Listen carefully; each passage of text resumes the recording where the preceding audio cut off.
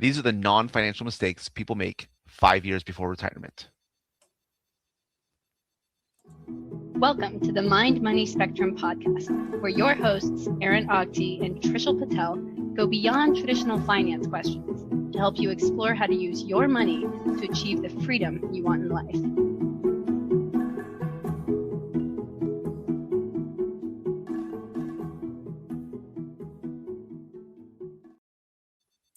Hi, my name is Aaron Agti. I'm a financial advisor in the Bay Area. I'm here with Trishul Patel, a wealth manager on the East Coast.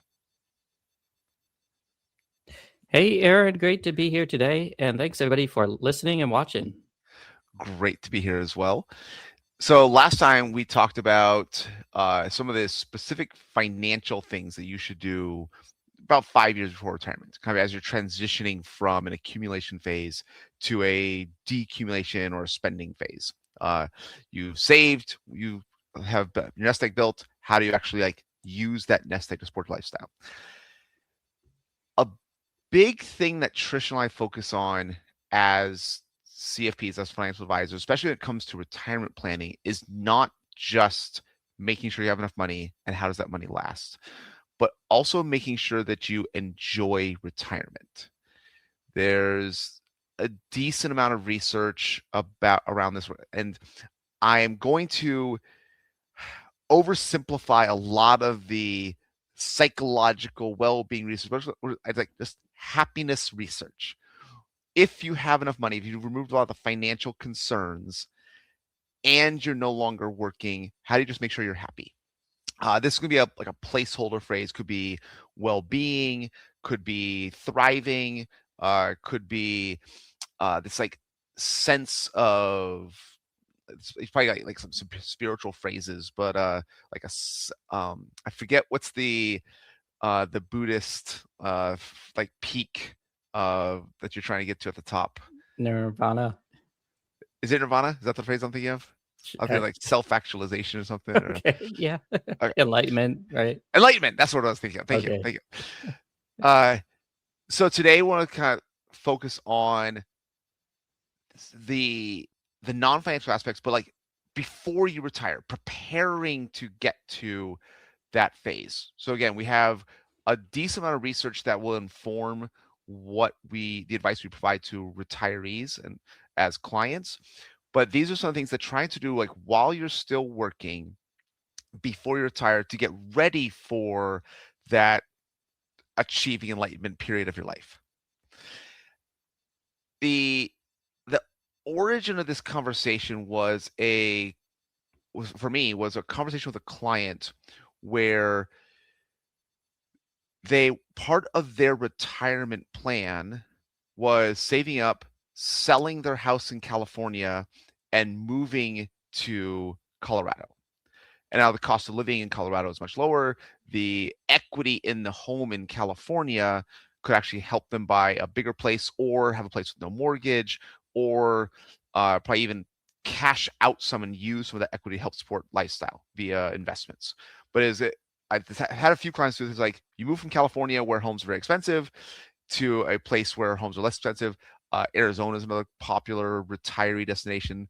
On the East Coast, I hear everyone goes from New York down to Florida. Same idea, where the cost of living is lower. So now you have this extra home equity to help support retirement lifestyle. And one of the things I was worried about, and I've talked to a few clients, is where are your friends? Because we've talked about in past conversations the domains of well-being, but one of those is your community. One of those is friends, family, relationships, and having a good social organization is one of the very key components to having good retirement. And I was a little concerned that if all their friends and relationships are in California and they move to Colorado, will they be less happy even though they have more money? So that was kind of the origin. I'll go a little deeper on that. But before I go there, Trisha, what are some of the things that you want to make sure we talk about, or what are some situations you've seen of things that people can do before they retire to mentally or emotionally prepare or psychologically prepare for the non-financial parts after they do retire. Right. Yeah. I think you touched on the big ones. And I think the way to kind of think about it is some of the things you mentioned are more tactical in nature. Like what steps do you make to make sure in the near term you're positioned well across a few competing concerns? And then I think some of the others are more longer term, more strategic in nature. And I think probably where to start is with that big one that we started this conversation with, right? That self-actualization, and like because that's probably the kind of the keystone to why you're doing all this, right? Like, why are you even retiring, or what's the point, right? The big question, and I think it begs the important question of, just kind of asking yourself, who are you without your work? Like, who are you without your career? And I think it's something that if you haven't confronted because you've just been busy working, it's worth giving it attention. Okay, that's a great point. So I do think I want to bring up again the 4 domains of well-being. We've had a past conversation about this. One is financial health, and we're assuming if you're retired and you're working with an advisor, you have your nest egg, you are financially healthy. Second one is physical and mental health. So make sure your body and mind are healthy enough to thrive for multiple decades. Like if you're retiring in your 60s, we're planning on you living to your 90s, if not past 100. So again, multiple decades of, and this is why other research talks about this is an entirely new phase of your life. This is not the end of your life. This is possibly spending more time as a retiree than you did working sometimes, depending on age of retirement, how long you live. So again, physical, mental health. I mentioned the community, friends, family relationships, another huge important part. And the last one is a sense of purpose or meaning. And Trisha, I think you phrased it really well. Who are you if you're no longer working? Because again, for most people, for a long time, financial health, community, their coworkers, the people they work with, and their purpose all came from work. Yeah. And so having a sudden cutoff of that, where you remove all 3 of those. Now, again, the financial one we're probably not going to talk about today because we're assuming that you are confident you're in a good place, especially if you're working with an advisor, that you have saved enough. So you're not worried about the income from retirement, but the community part and the sense of meaning part, it's hard to just cut those off and find your new life. That's a big transition phase that can be challenging for a lot of recent retirees. So when you think of what can they do 5 years before they retire to address those specific concerns, what are some of the things that you've talked to clients about? Yeah. So I think it comes down to trying to build an identity before retirement, right? Not waiting till you're already past the finish line. And I think it's important to, just internalize that there's some work to be done around that. It's not something you can take, you could take it for granted, but why, right? This is your most important asset here, your life. And it's one thing to see it on paper that you're financially independent, but you can't just assume that because you have this freedom, you'll automatically be happy. Right. And I think you touched on the key areas that are going to be disrupted. You're not going to have that level of structure that you have automatically. You may not have that kind of status you have with your career, right? Or even the sense of like daily purpose. Like, what are you going to do each day? So one way to kind of think about it is, if you couldn't tell someone what you do for work, how would you describe yourself? Like, what? Oh, interesting. Yeah, what would you say to that question? And it could be the simple things like, I just do what I want, sure, but this is an opportunity to make a little bit more out of that, to kind of define what you really want your life to be and put some action behind it, some purpose behind that specifically.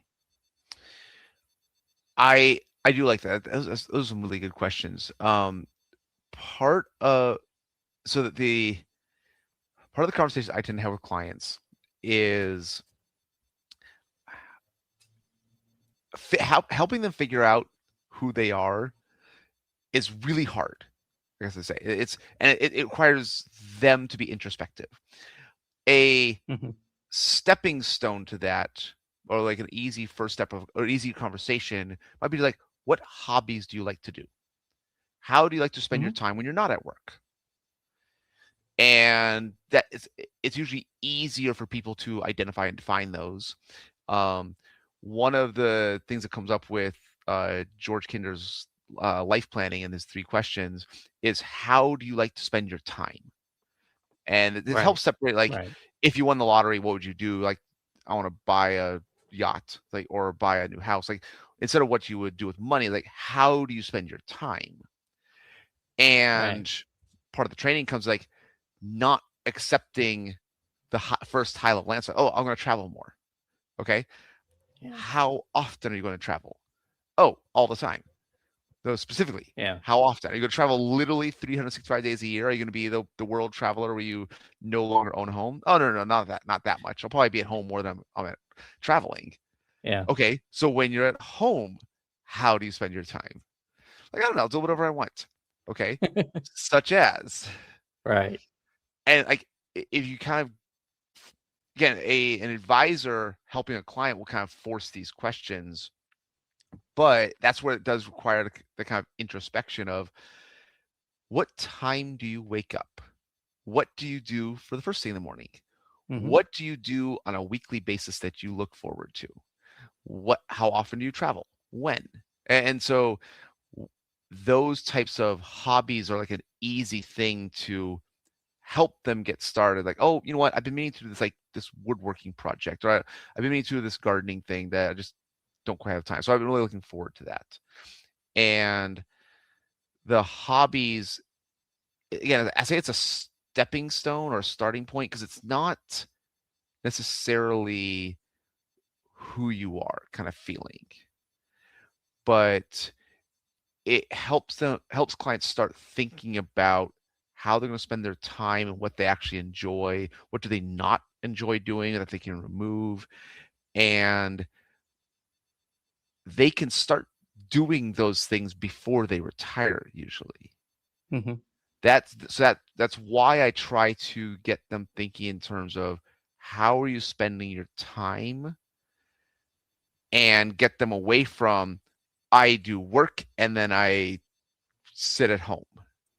And if they can start building in, again, like you said, that structure of other things that they say they want to do and they actually enjoy, but it takes a little bit of extra work to make sure that they're actually doing it. And I'm curious, like, what are some of the other things that you have used to kind of start those conversations with clients before they're actually financially independent, but it's like you can see it on the horizon? Yeah.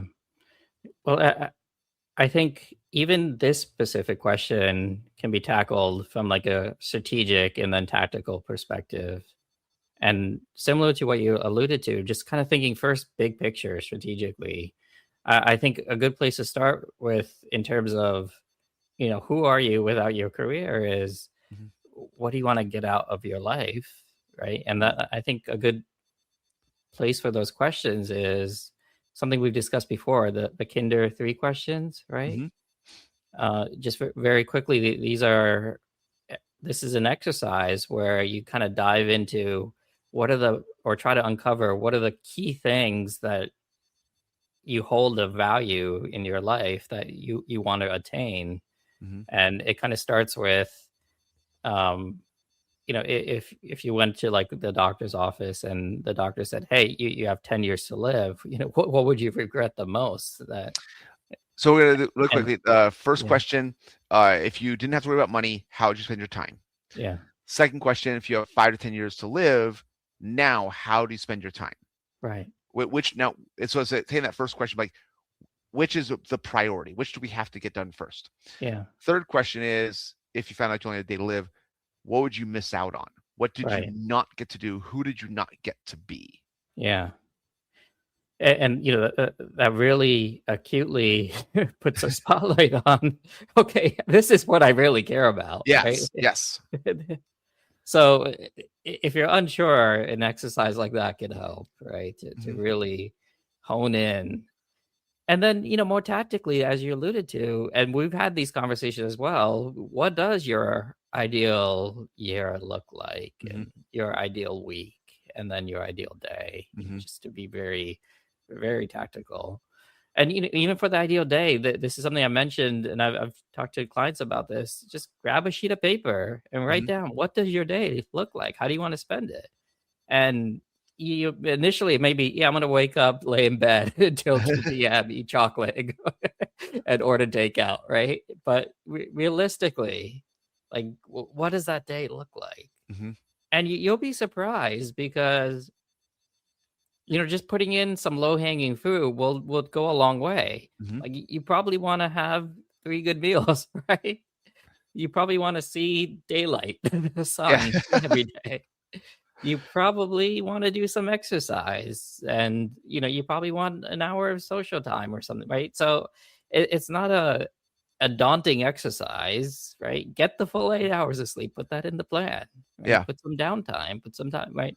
And you may realize that it's not such an incredible thing that we're going for, right? It's quite in the realm of possibility. And even at a 1.0 first order approximation pass, 2/3 of your day may already be full with what I just mentioned. Yeah. That's a good point. I also like the exercise of that ideal day, ideal week, ideal year. And one, it's like helping people, like, you can't just say travel, because you're not going to travel more than you're at home. Okay, so now how do we fill our time at home? I like the weekly cadence of things to look forward to. So in the summer here where we live, on Wednesdays, there are food trucks in our local town. And I love taking the kids to the food trucks, and I get to try different foods. It's been a fun weekly activity for me and the kids. And now that's like back in summer, like we've been enjoying this. So that weekly cadence of things to look forward to is really helpful, in part because while you're working, it's very easy to look forward to the weekend. But when you're no longer working, Saturday and Sunday have no difference to you than Monday or Tuesday, other than maybe like traffic and crowds kind of thing. And so you get to kind of, again, design which days do you go do the stuff and avoid crowds, which days do you stay at home. But again, building that weekly cadence. And you started kind of to mention this, and I want to make a clear point. One of the things that, as clients go through the exercises, both in terms of the 3 questions of the ideal day, week, year, is, like you said, a lot of it's actually achievable now. They don't need to be retired to do some of the low-hanging fruit. It might just take a little bit of coordination and scheduling. Like, okay, I would like to do more yoga. And so, okay, how often do you do yoga? I like to do it twice a week. Okay, do you do it in the morning, in the afternoon? Like, when do you? Okay, I'm going to do it in the morning before work. Okay, so like you're going to sign up for yoga. You like yoga. You say you enjoy it. We found a time that fits in your calendar. You're close to retirement, so you're not really. So I think that's another important part of our conversation today. When you're this close to retirement, most people are confident and secure in their jobs that they're not really worried about being fired, if that makes sense. Sure. Yeah. Or one of my clients gave me the phrase, he had developed enough efficiencies at work that what used to be a 40-hour-a-week job was now taking him like 30, 32 hours. Right. Like he was better at his job, which makes sense if you're 5 years away from retirement. You're really good at your job. Yeah. And so it was kind of easy to find a couple hours to, again, prioritize the things that he actually wants to do.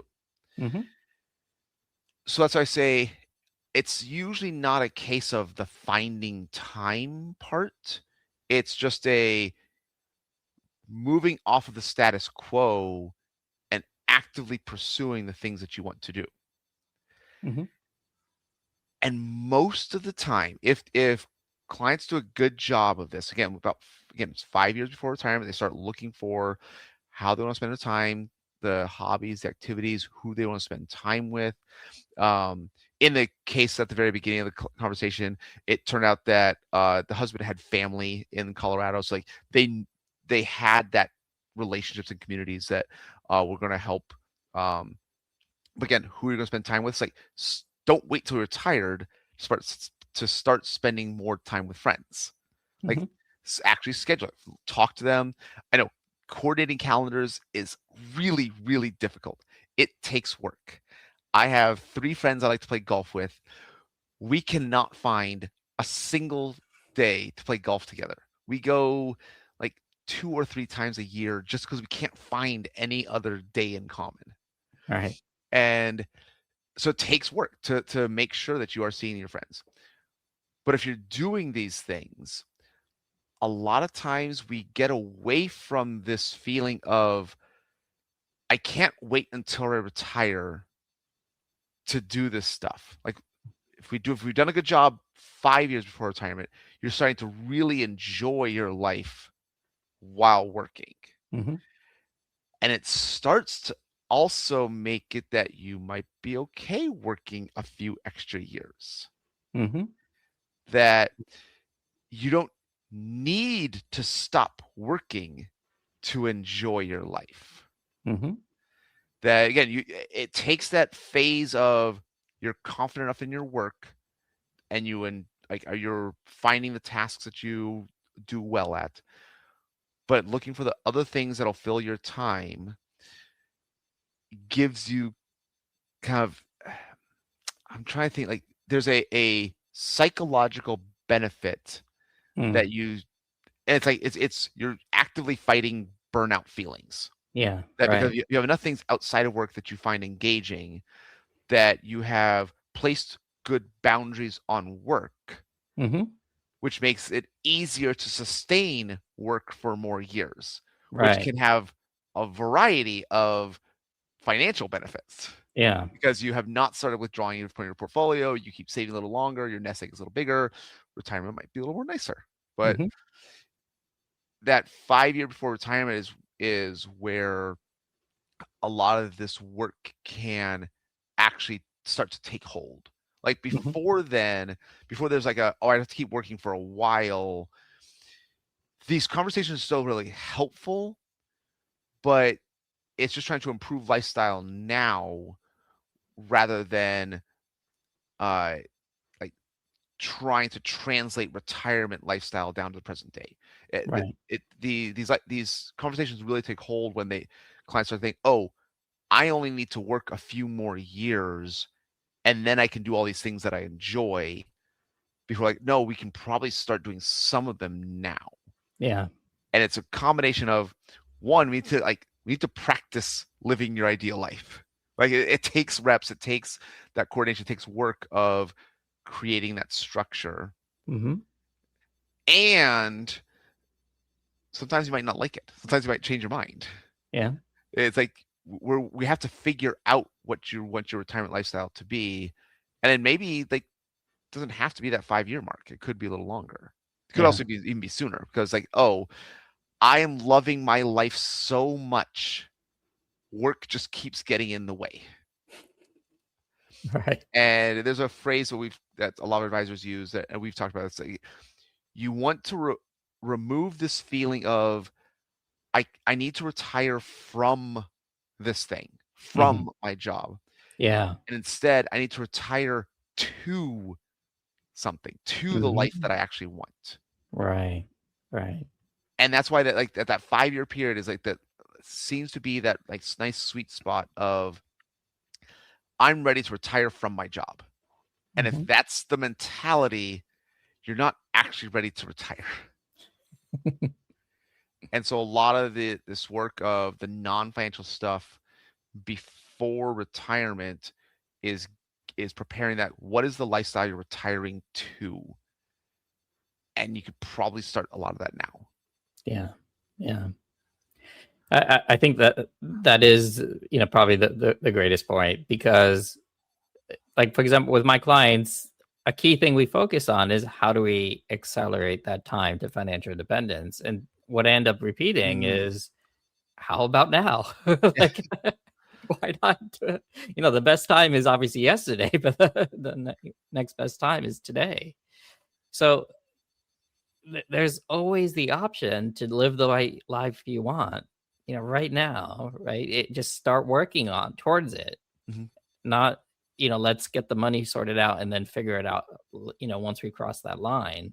But you can put in the effort now, and you can probably put in, as you mentioned, the change, not all the change, but pieces of the change now. The trade-off you mentioned, for example, is very patent. Like, in some situations where you can look and see, you can either work for the next 5 years full time, or you could go part time tomorrow. Right? Yep.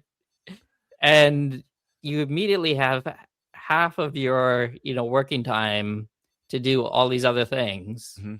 And what it might mean, and I'm going to say might, it may not even mean, but it might mean you work a few years more. Right? If things cooperate, that may not even be true. So, okay, this is a great specific example. I was going to ask you for some specific examples, but that the idea of working part-time, say about 5 years before retirement, okay? Depending on financial situation, it might change 5 years into 10 years of actually working. But I really like people taking a strong consideration of this, because there's a realistic possibility that once you retire from your current job, you're going to want to work part-time anyways. Because again, we want to have that sense of purpose, meaning that contribution to a group or to society, that your skills are valued. There's so many good, positive feelings that come from some kind of work. Sometimes you can call it ego. You can call it, again, pride. So like having some kind of part-time work can actually make retirement go a lot better. And so if you're going to do that part-time work anyways, then we could probably start now. And this gets to a few other kind of very practical things on the non-financial side. Where do you want to live when you retire?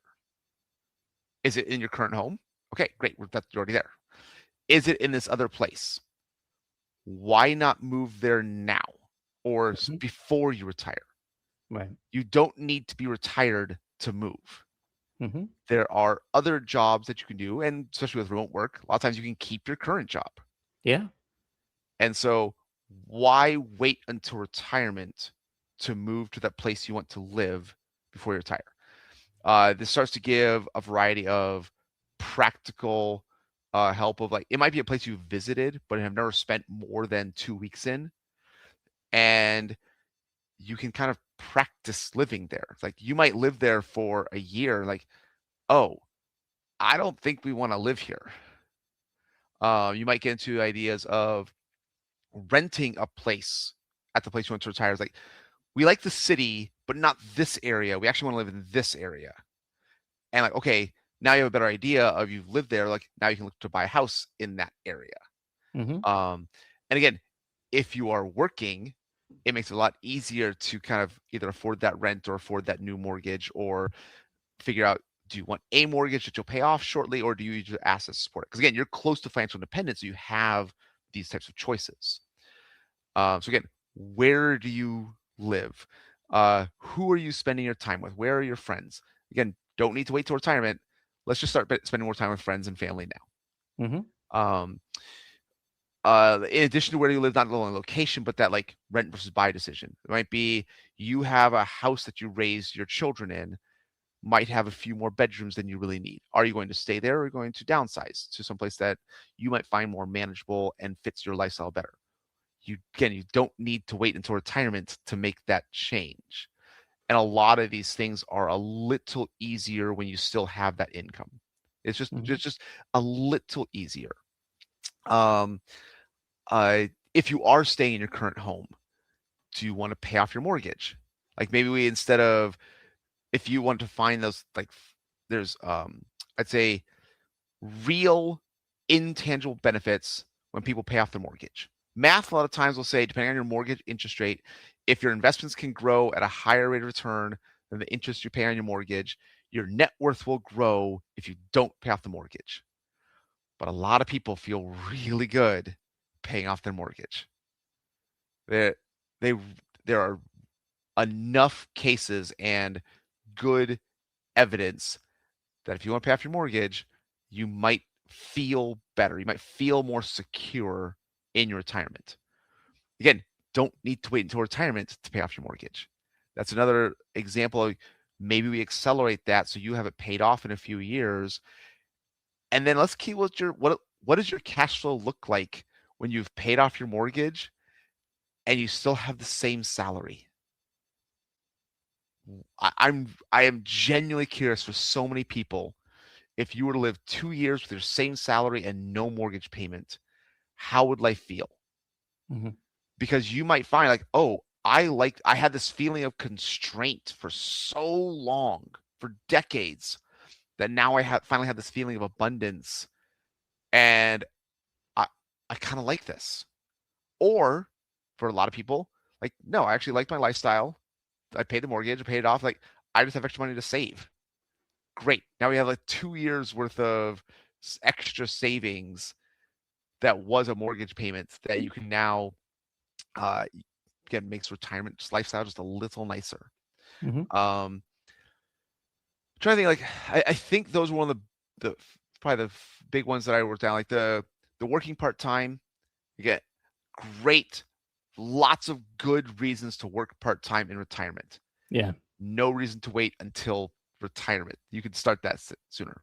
Mm-hmm. Where you live, both kind of the actual house, the city area you want to live in, and like, are you like renting or buying? Because again, there are good financial planners and there's good strategies to rent for the rest of your life that can work just fine.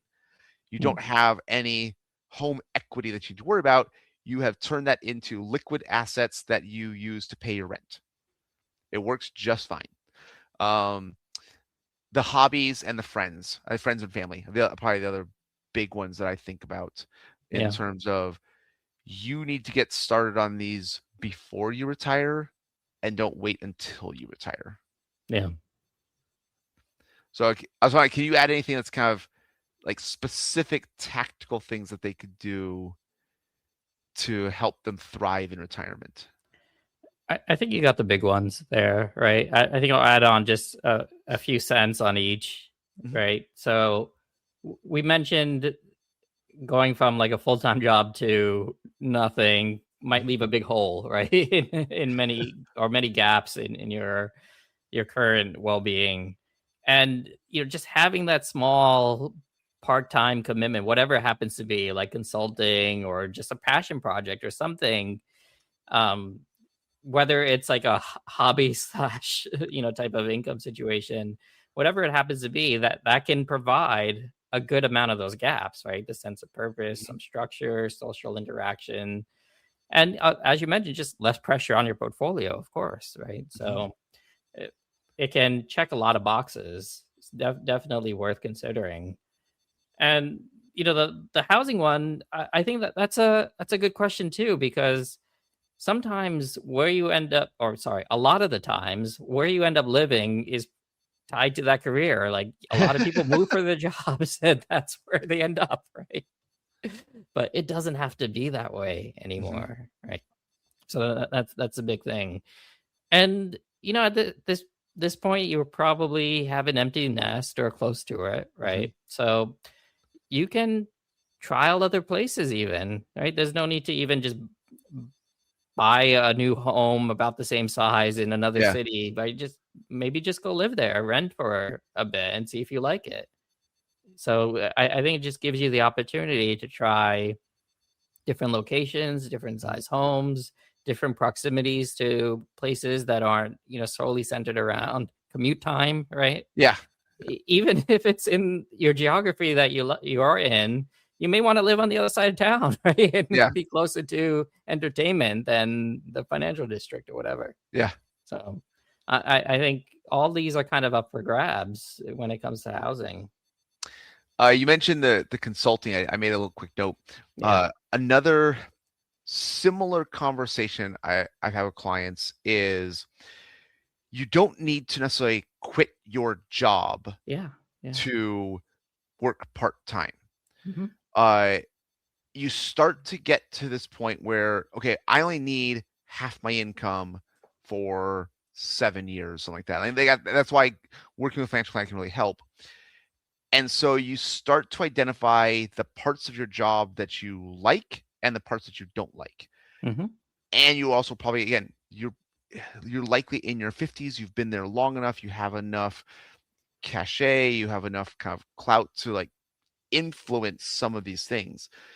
And you can start turning down projects that you don't like.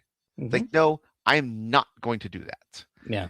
And you can start, you probably have a good idea what types of tasks you like doing and what types of tasks you don't. And I ask clients to kind of start designing your ideal job, because a lot of times it does not require a pay cut to do that.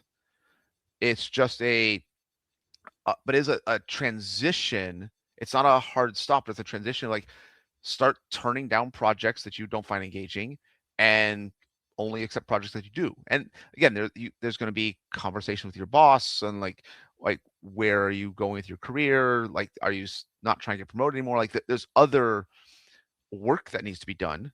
But it is very possible to just stop taking on new projects, get into kind of a maintenance mode, only working with the people that you like working with. And all of a sudden, if you've designed your ideal job and you're getting paid well and you like the work and it's less stress, and you like the people you work with, it's a lot easier to work a few more years. That if you can start this where, again, you have that, it's almost like a psychological financial confidence that the worst case scenario is they fire you and you're going to be fine because you're planning on leaving to go work for a part-time job anyways. Right. Like, if you're ready to leave to go work at a part-time job, that could be consulting, could be something else, and instead you stay and just start saying no to meetings. Like, nope, I don't work after 4:00. I don't show up till 10 a.m. Like, again, the worst case scenario is they fire you, but you were already prepared to leave anyways. Yeah. I think it's an opportunity to kind of renegotiate, right? Yeah. So, but it doesn't even have to be explicit negotiation. It's not explicit. Like, oh, you don't walk in your boss's office like, I'd like to take a pay cut and do less work. Yeah. You just kind of start doing less work and they adjust. Yeah. And a lot of times what I find is, because I have had 3 specific clients go through this, and because they got better at the work that they enjoyed and they became better at delegating the work they didn't do to other people, and they're communicating their boundaries and limits, the improvements in efficiency, improvements in delegation, and improvements in communication meant they got raises and promotions. Yeah. They actually got more money by doing less work because they became better organized in terms of the specific things that they wanted to do and delegated things they didn't, and communicating timeframes and communicating timelines and deadlines. Like, they actually got better at getting more work done than they were doing beforehand, even though they're working less and they are being financially rewarded for it. But it's that financial like confidence of like, worst case scenario, you fire me and I'll be fine. Yeah. Right. Very good point, Aaron. Again, this is why I don't like doing just retirement planning. I guess I could say it's, if you're doing, and I think you've seen this as well. You're living it. You were financially independent, and then you went back and designed your own job. And like, if you're if you're doing a good job at bringing all the things that you want to do in retirement into your current life, the work part becomes easier and more sustainable. Yeah. We got to get away from this. I can't wait until I retire. I've got to get out of my current job. And if you can get away from that mindset and have the lifestyle in mind, I can't wait to retire to my ideal life, and start bringing that parts of that and components of that forward into the present, just life gets a lot better. It really does. Yeah, right. I'm curious for you, either client situation or your own situation, how much of like you achieving FIRE, and like if you had been able to design your lifestyle before you stopped working, like could you have blended those better if you knew to prepare for that a little bit better? That's a tough one. I was in my 30s. So okay, that's fair. That's a good point. So I don't know how much more I would have done. Yeah, that's hard to say. I don't know. I might need to punt that, because basically I just had my head down until it's like across the finish line, and then I looked up. I guess you're right. Age does matter. Yeah. Yeah, because I think a few of my clients who are in their 30s and financially independent, they're still going to go back to work anyways. It's one of those, like, they know they're not ready to be retired, even though they're financially independent. So I'm trying to really help make sure that they're designing an ideal career. Yeah. And so again, here's just the recap of how that process went. I did leave the career and had no intentions. What was I, like 37, 38 when this happened? And I took that blank sheet of paper and I just brought out my ideal day. And in that ideal day, I did put in a couple hours of doing something productive, like what we're doing right now, right? And that's what I've kind of built my life around over the last 8? No. 2019, I think it was 7 years. 7 years and change, yeah. And, the math of it was also interesting because, at the time we had enough to not need a paycheck ever again if we kept our cost of living really tightly under control. And then the small math we realized is if we work just a little bit and cover our overhead and just let the nest egg grow, then we could kind of double that nest egg every 10 years by the rule of 72. You just invest in the market and let compounding do its work.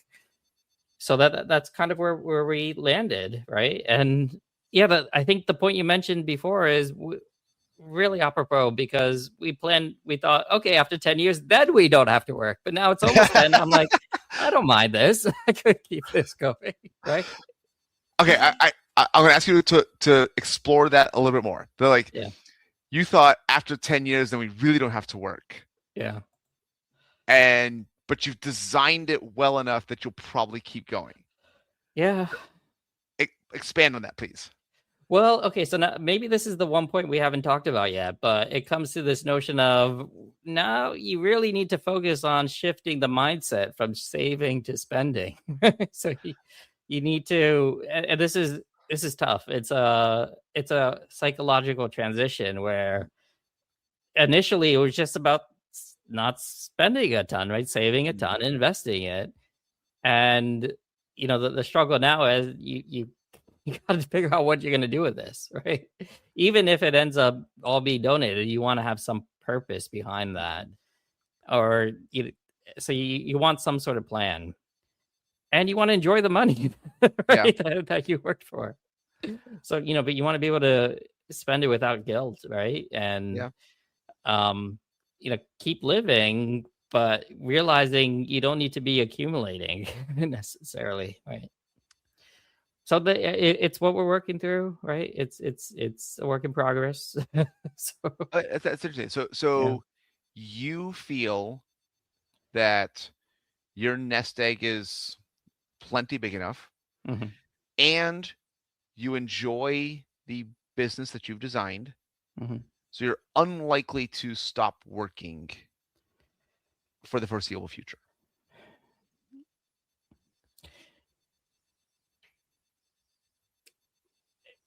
It's something that I have to think more and more about as part of my next 5 to 10 year plan. Like what, and the notion is I just keep ratcheting down the things I don't want to be doing, right? Like I like these conversations, right, that we're having, Aaron. I like speaking with my clients, but there's other things that I could just pay a premium to outsource, like compliance and like back office stuff and whatever other things that end up being more of the minutia of running a financial planning practice. So I think that's the trajectory where I see this going. Just kind of buying time that way. Okay. But again, you don't envision stopping this work. I don't think so. Well, so there's a core part of it that I just really like. Like, Aaron, we could do this for as long as you want, right? It's just 1 hour every month or so, or a couple hours a month, right? And just kind of with the practice, the intention isn't really to expand from here, right? Just to kind of keep where we're at and focus on the existing book and make sure my clients are happy. And that doesn't take an incredible commitment because I'm operating at probably a quarter of the size of a large scale practice in terms of overhead and book. So I think I don't want to like start doing your financial plan for you. Because it sounds like, because so much of how you like to spend your time is basically free, you can't envision how you would spend the money.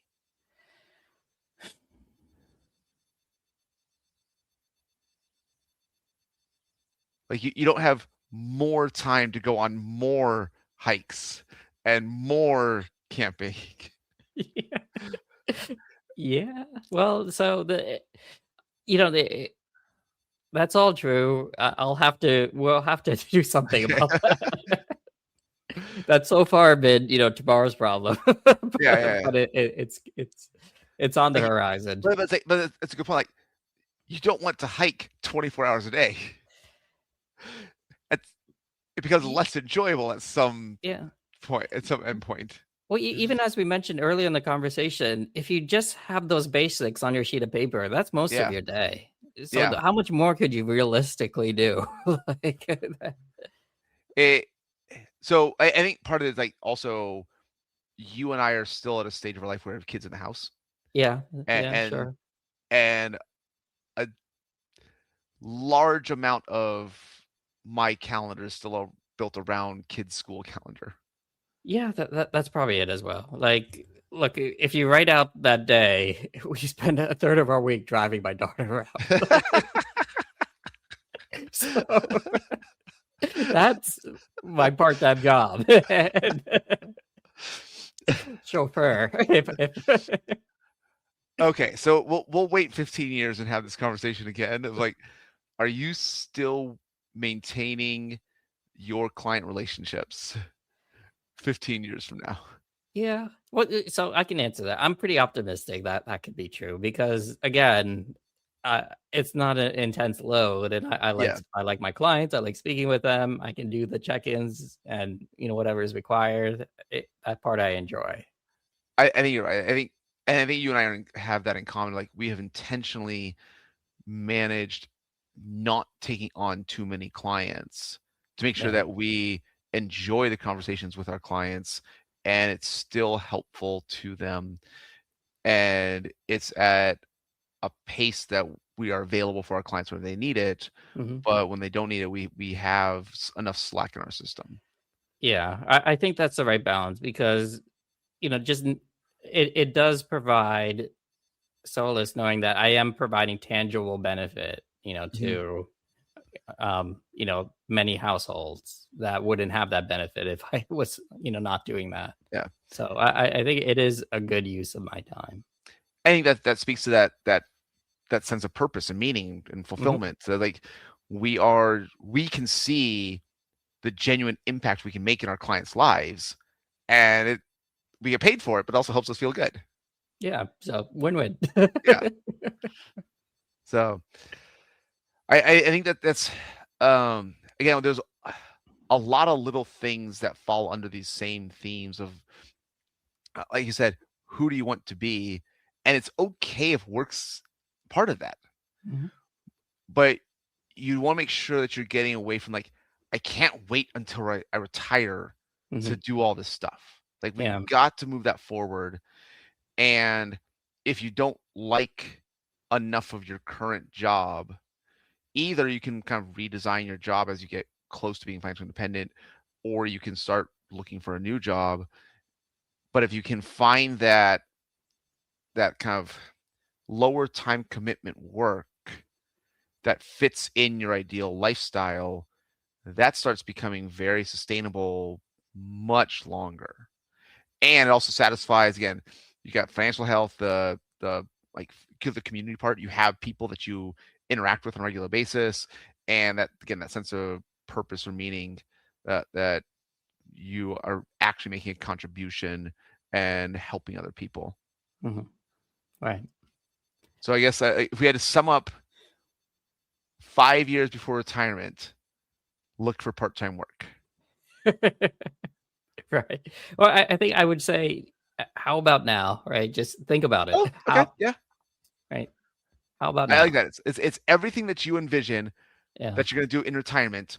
Yeah. Why not start at least some of it, if not all of it, now? I like that better. Why not now? Right. Okay. I got all the warm and fuzzies. I'm feeling pretty good. All right. Sounds like we did our job today. Okay. Good stuff, Aaron. It's good talking to you today, Traditional. Thank you very much for the conversation. All right, Aaron, great conversation. And thanks everybody for watching and listening. If you are enjoying these, just give us a like. That goes a long way. Thanks. Bye. Bye.